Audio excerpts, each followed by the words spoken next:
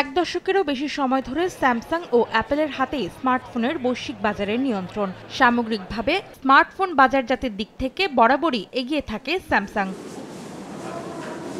তবে চলতি বছর ঘুরতে শুরু করেছে অ্যাপলের ভাগ্যের চাকা। 14 বছরের মধ্যে প্রথমবারের মতো স্যামসাং এর চেয়ে বেশি স্মার্টফোন বাজারে আনবে অ্যাপল। বুধবার এক প্রতিবেদনে এমনটাই জানিয়েছে গবেষণা প্রতিষ্ঠান কাউন্টার পয়েন্ট রিসার্চ।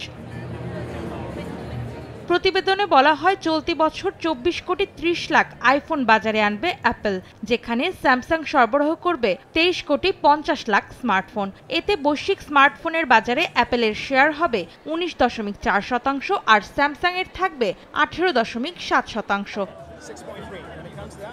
গবেষণা প্রতিষ্ঠানটি জানায়, আইফোন 17 সিরিজের ফোন বাজারে আসার পর প্রথম 4 সপ্তাহে আইফোন 16 সিরিজের তুলনায় 12% বেশি বিক্রি হয়েছে যুক্তরাষ্ট্রে, আর চীনে বিক্রি হয়েছে 18% বেশি।